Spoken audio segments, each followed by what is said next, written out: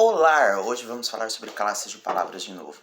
A gente já discutiu essa visão errônea da língua de que classes de palavras seriam classes gaveta, em que eu coloco, por exemplo, substantivos num lugarzinho, os adjetivos em outro lugarzinho e os advérbios em outro lugarzinho. Tampo. E esses lugares não se relacionam de forma alguma.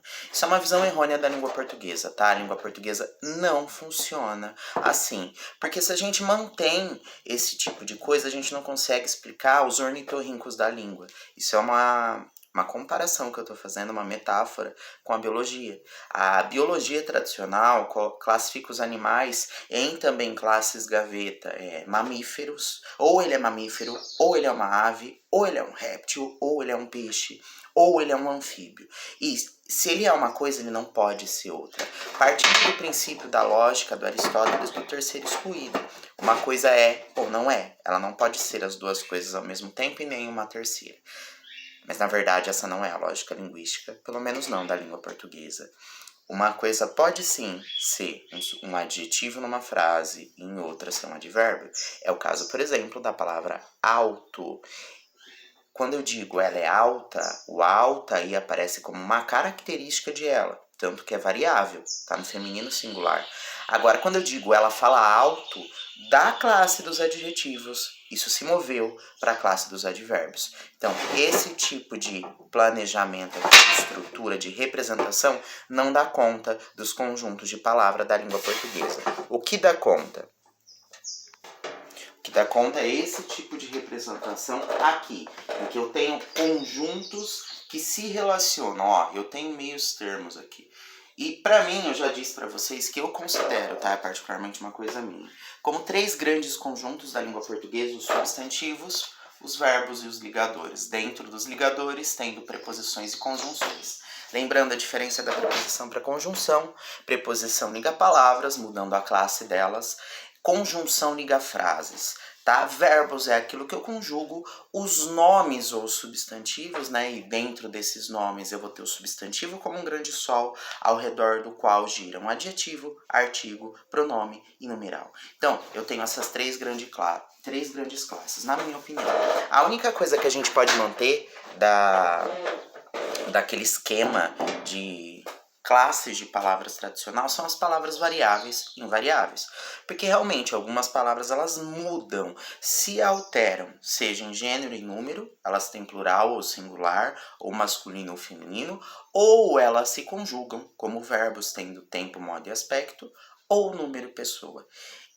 E outras não variam, como advérbios. Os advérbios são sempre invariáveis. O alto, que eu dei o exemplo agora há pouco, um dos indicativos de que ele é um advérbio é que na frase ela fala alto, o alto não está concordando com ela, não está no feminino, porque ele está modificando a oração como um todo, ele não está se referindo ao ela, ok? Mesmo nesse esquema aqui que eu apresento para vocês, ficariam algumas classes da gramática tradicional meio, vamos dizer assim, voando. É o caso das interjeições. O que acontece é que a definição de interjeição por si ela é vaga.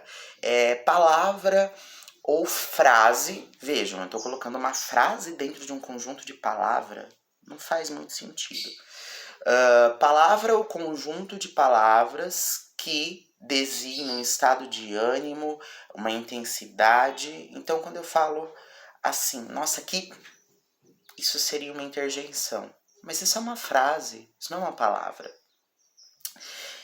Acredito que, sim, existam algumas palavras que elas são interjeições, elas têm sentido de interjeição, como, por exemplo, os palavrões.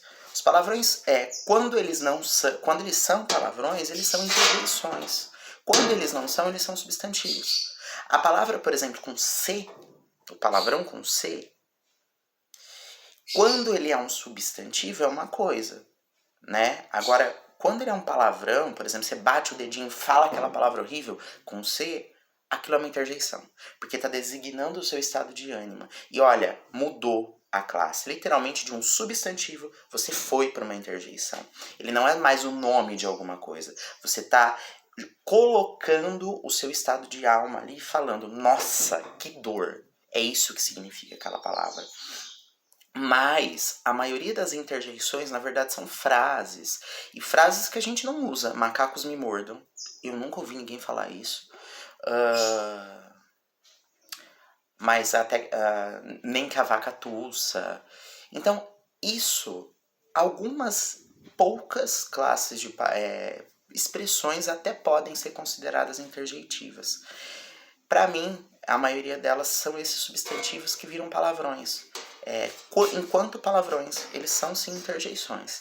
Mas aí em usos como, por exemplo,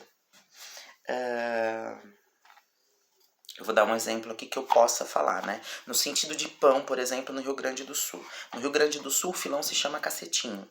Me dá um cacetinho, aí é um substantivo, porque eu tô falando do pão. Agora, se eu xingar com a palavra que não é o diminutivo, aí eu tô...